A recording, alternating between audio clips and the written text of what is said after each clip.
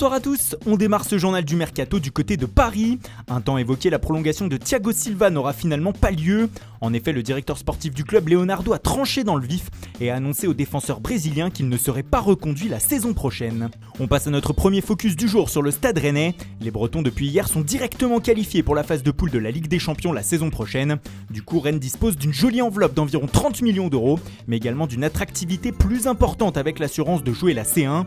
Deux postes sont alors ciblés pour le recrutement. D'abord celui d'attaquant. En début de mercato, le nom de Serhou Guirassy était annoncé comme la priorité, mais le prix de l'Amiénois est trop élevé et les Bretons doivent regarder ailleurs. Les pensionnaires du Roazhon Park apprécient beaucoup par exemple le profil du jeune Gianluca Scamacca qui évolue à Sassuolo. Les pistes sont aussi nombreuses du côté de la défense avec quelques jolis noms. Par exemple, Fikayo Tomori de Chelsea serait la nouvelle priorité de Florian Maurice. Autre nom clinquant évoqué à Rennes, celui de Javi Martinez du Bayern Munich. L'Espagnol de 31 ans est en manque de temps de jeu en Bavière et pourrait apporter son expérience à l'effectif breton.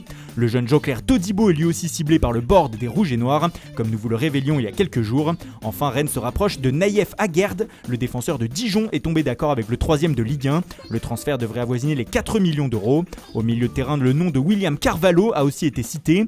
Beaucoup de possibles arrivées donc et sans doute peu de départs. En effet, Eduardo Camavinga devrait rester une saison de plus en Bretagne, malgré les sirènes des grosses écuries européennes comme le Real Madrid. Même chose pour Mbaye Niang, un temps convoité par l'OM. Enfin, c'est officiel, Rafik Guitane a été prêté aujourd'hui au Maritimo Funchal. Le milieu de 21 ans rejoint le club portugais jusqu'à la fin de la saison. À l'étranger, Manchester United est toujours embourbé dans le dossier Jadon Sancho, mais les Red Devils commencent à prospecter ailleurs et auraient désormais ciblé le champion du monde français Ousmane Dembélé. Souvent blessé et en manque de régularité au FC Barcelone, il pourrait se relancer en Angleterre. Des discussions auraient été entamées.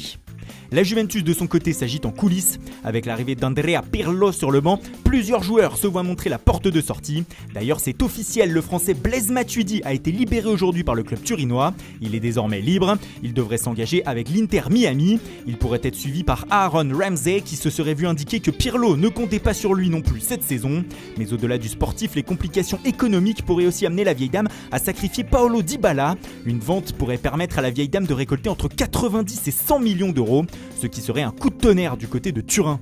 Notre second focus du jour nous emmène en Lombardie où l'AC Milan affirme ses ambitions pour la saison à venir. Alors que les prolongations de Gianluigi Donnarumma et de Zlatan Ibrahimovic sont en très bonne voie, les dirigeants milanais n'ont visiblement pas l'intention d'en rester là. La défense milanaise apparaît comme l'une des priorités. Dans le couloir droit, Serge Aurier aurait déjà un accord avec le club milanais. Denzel Dumfries du PSV serait lui aussi sur les tablettes de la direction lombarde. Dans l'axe, les noms de Wesley Fofana, Jean-Claire Todibo, Eric Bailly et Nikola Milenkovic ont été cités. Au milieu de terrain, les rossoneri penseraient à rapatrier Tiemoué Bakayoko prêté par Chelsea à Monaco la saison passée. Une idée qui plairait également au principal intéressé. Le club lombard aurait d'ores et déjà formulé une offre Blues, prépayant de 3 millions d'euros, plus option d'achat de 35 millions d'euros. L'autre piste dans l'entrejeu se nomme Lucas Torreira. Pas vraiment utilisé par Mikel Arteta depuis son arrivée, l'international uruguayen ne serait pas contre un retour en Serie A. Enfin, on attaque le jeune Émile Robac, buteur de 17 ans d'Amarby IF, devrait s'engager avec le club dans les prochaines heures. A noter également que dans le sens des départs, le Real Madrid garderait un œil sur l'attaquant portugais Rafael Leão, âgé de 21 ans. Et puis c'est officiel, Jonathan David a signé hier soir au LOSC. Auteur d'une saison pleine avec la Gantoise l'année passée, l'attaquant canadien de 20 ans rejoint les Dogs contre un chèque d'environ 32 millions d'euros. Il a signé jusqu'en 2025. Montpellier tient son nouveau gardien titulaire en la personne de Jonas Homelin. Le Suisse arrive du FC Bâle pour remplacer Geronimo Rulli, reparti à la Real Sociedad. La somme de son transfert est estimée à 6 millions d'euros. Dijon enregistre l'arrivée d'Alex Dobré en provenance de Bournemouth. Prêté l'an passé à Wigan, le milieu offensif roumain s'est engagé avec le club bourguignon jusqu'en 2024. Kamil Glik quitte Monaco. Après 4 saisons sur le rocher, le défenseur central polonais a signé hier soir avec le club italien de Benevento, promu en Serie A. Chassé croisé à Tottenham aussi hier soir, Pierre-Emile Højbjerg de Southampton s'est engagé avec les Spurs alors que le londonien Kyle Walker-Peters a fait le chemin inverse. Ils ont tous les deux signé jusqu'en 2025. Coup double pour Villarreal, Dani Parejo et Francis Coquelin sont officiellement des joueurs du sous-marin jaune.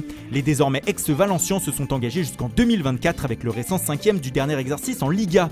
Voilà, c'est tout pour aujourd'hui. Bonne soirée à tous et rendez-vous dès demain matin pour de nouvelles informations sur le Mercato.